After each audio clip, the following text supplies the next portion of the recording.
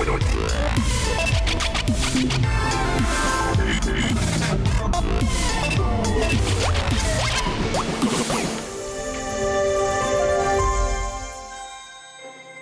welcome back. You're watching this edition of the AI Report right here on Newsline.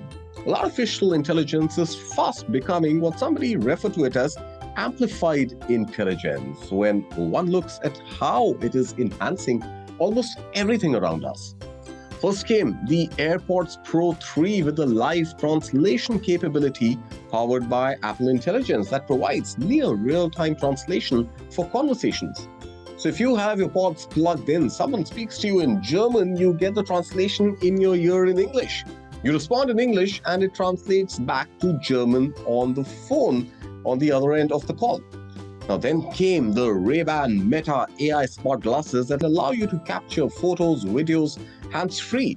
It also allows you to get real-time visual and audio information from Meta AI like translation, object identification, even recipes. It lets you make calls, send text messages, control music, get directions, and view notifications all through voice commands or simple touch, blending smart features with stylish eyewear on augmented connected experiences.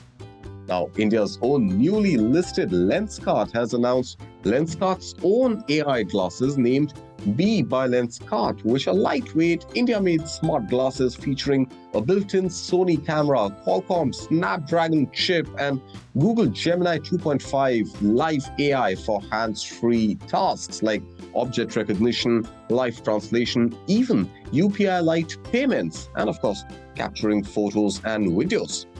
Just last week, Google announced its own. The company is now officially getting back into smart glasses, this time with AI at the center. The company said that it plans to launch the first of its Gemini-powered glasses in 2026, marking a major comeback more than a decade after Google Glass fizzled out. So how will artificial intelligence in everything affect our daily lives?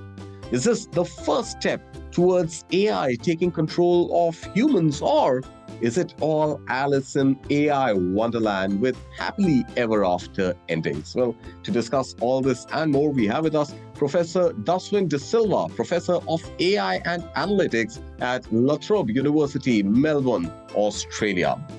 Professor De Silva, thank you so much for your time today, and just help us put all of this in perspective. We've been talking about AI-enabled gadgets. It started with IoT, and now you're talking about AI on everything pretty much. Is 2026, in your experience and your sort of opinion, going to be the year where AI-enabled devices finally take off? So this starts with obviously the generative AI models, which landed in the market easily accessible since 2023. And that has evolved into AI apps, smartphone apps, or apps on our desktop computers. Followed by now AI integrated into devices, and as you just described, starting with the likes of Alexa, so voice assistants, then on to smartphone apps and smart watches, and also more recently things like the wearables, so AI wearables in the form of glasses or pendants and pins that would record all the conversations you might have throughout the day. So some devices, some of these gadgets have been successful at what is called integrating AI into the fabric of our daily lives, and some have not really been successful. So it remains to be seen how effective, but obviously there's also both sides. There's the ethical and regulatory challenges to using many of these apps. Absolutely. You're talking about a frictionless future where you're talking about potentially accessing all your apps, potentially not on your phone, but on other devices. But there is this element of distraction that potentially also gets built in. I mean, pilots across the world, fighter pilots have the heads-up display where they're looking at the view outside, but they also have a ton of information in the heads-up display.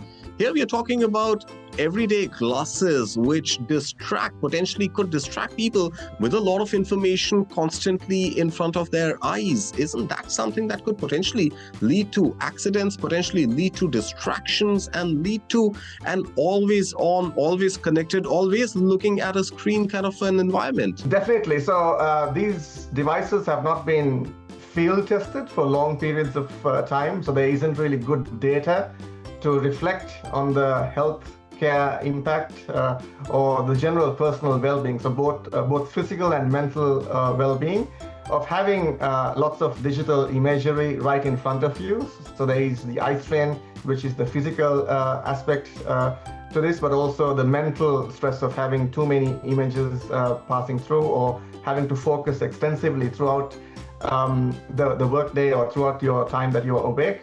So lots of different health and well-being issues that need to be managed, but also what exactly are we trying to achieve here? Are we becoming more productive? Potentially, the case may be made, or is it that we are feeding data, so more data collection for some of the million-dollar technology organizations to leverage that through different targeted advertisements or any other type of secondary business objective, either reselling our data to third-party data brokers. So a lot of that is unclear, that this technology comes at a convenience, and we have these great social interactions through our apps and maybe information, knowledge, or entertainment value of the apps. But what is at stake needs to be further examined. Absolutely. It's interesting to have a conversation with a professor joining in from Australia in the week where Australia has in fact taken the lead on regulating digital content, especially for children under the age of 16 years. And this landmark sort of regulatory intervention coming from Australia begs to ask the question that even when it comes to smart glasses, security, privacy, are these aspects that one could look at Australia to help sort of define the regulatory landscape? Because, every time you're taking somebody's picture on the phone, you hold up a device and you click the camera shutter, and the person could, knowingly or unknowingly register the fact that he or she is being photographed. When you're wearing these smart glasses and walking around the streets, you may be clicking pictures of people without their consent. What is the thinking in the corridors of power in Australia to ensure that these regulatory guardrails are erected sooner than the proliferation of the technology itself? A fairly loaded question, Karthik. So there's definitely many sides. It's multifaceted. On the one hand, public spaces are open spaces. So there is less opportunity to regulate the taking of photographs in public spaces, and that remains a challenge throughout the smartphone age. The past decade or so, there's been so many issues of intrusions of privacy in public spaces because of the smaller devices. So we had even micro cameras fitted onto pens and things. So there's been so many different devices even before the AI devices that were used to take this sort of privacy intruding photographs and other types of recordings. But there's a lot of ethical and regulatory issues of privacy, data privacy and data security, especially the topic of surveillance also comes into effect, where in public spaces with multiple cameras looking at the individuals, there is an element of surveillance that can be implemented. There's also a national security risk of having too many devices capturing unexpected, highly sensitive information because of how they're recording and the angles or the positioning of those cameras and recording devices.